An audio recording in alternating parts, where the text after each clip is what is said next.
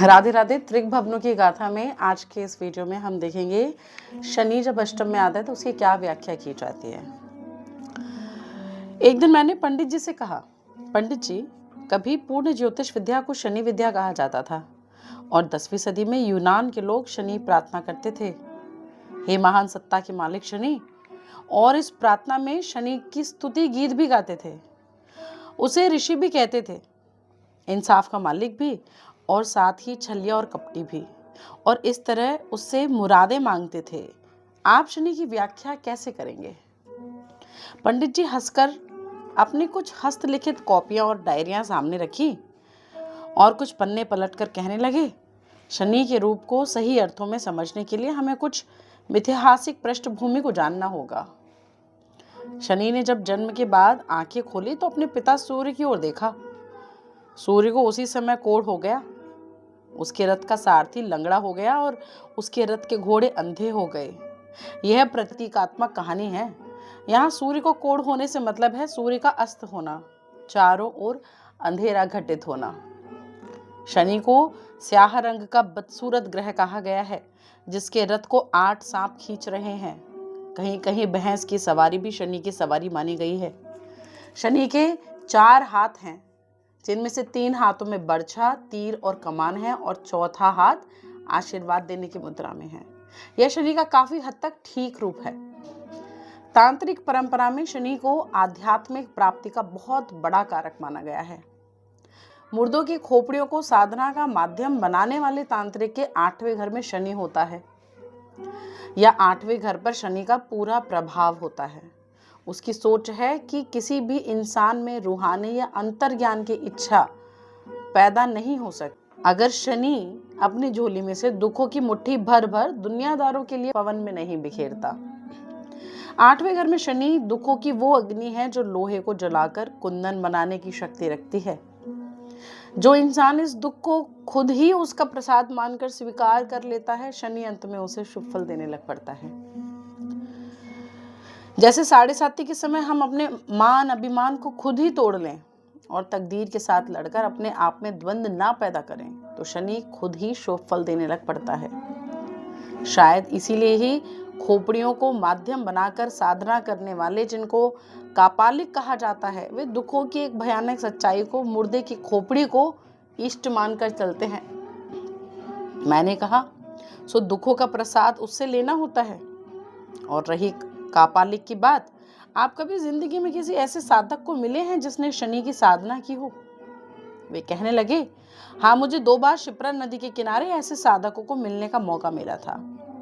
उनसे मिलकर मुझे इस बात का एहसास जरूर हुआ था कि उन्होंने खुद ही जिंदगी के सुखों का त्याग दिया है, और जब शायद कोई भी दुख उनके लिए दुख नहीं रहा है। शनि को अंधेरे का कारक माना जाता है, पर किसी ने गहराई में जाकर उसमें छिपी रोशनी की किरण को ढूंढने की कोशिश नहीं की।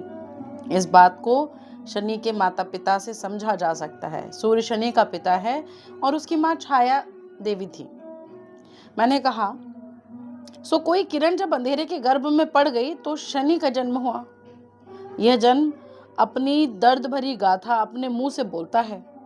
वे कहने लगे, हाँ, ये बात ठीक है।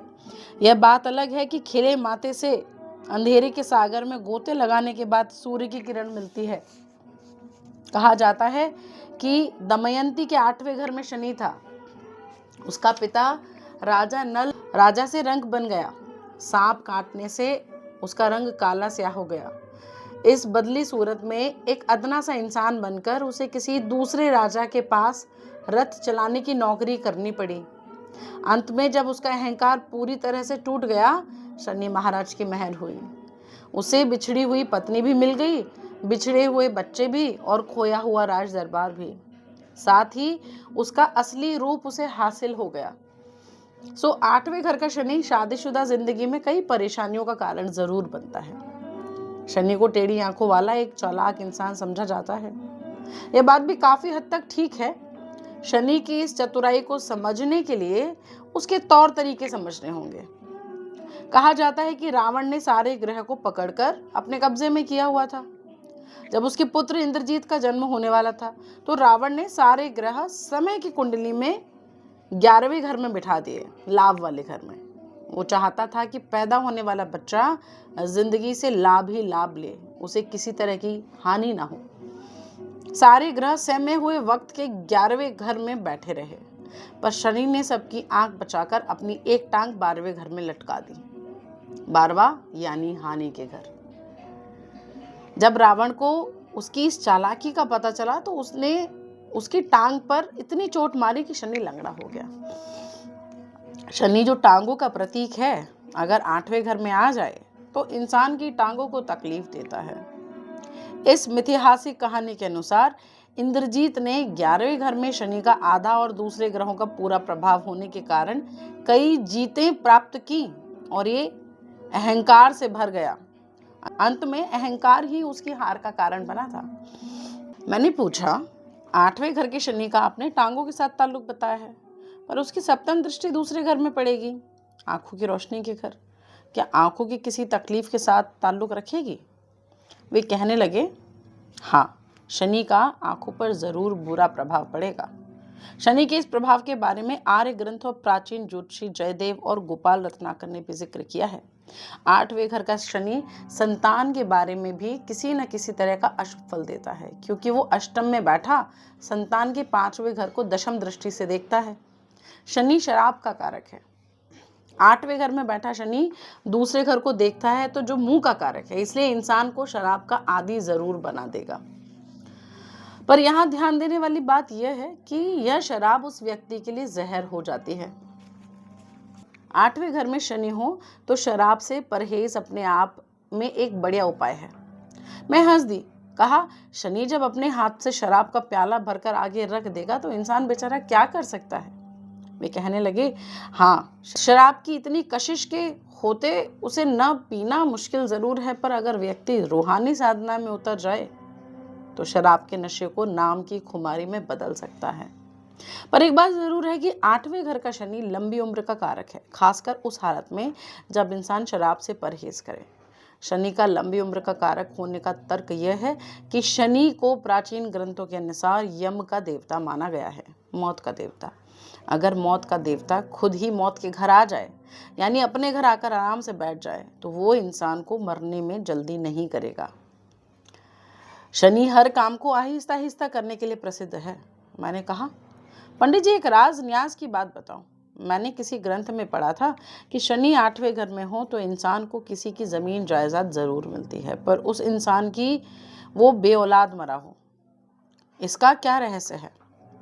वे कहने लगे, शुक्र ग्रह खेती की जमीन का कारक है, मंगल मकान बनाने के लिए खाली पड़ी जमीन का कारक है, और शनि बने हुए खासकर पुराने मकान का कारक है। इसलिए जब शनि 8वें घर में हो तो कुदरती बात है कि मौत के घर में बैठा शनि किसी की मौत से मिले मकान का कारक हो जाता है।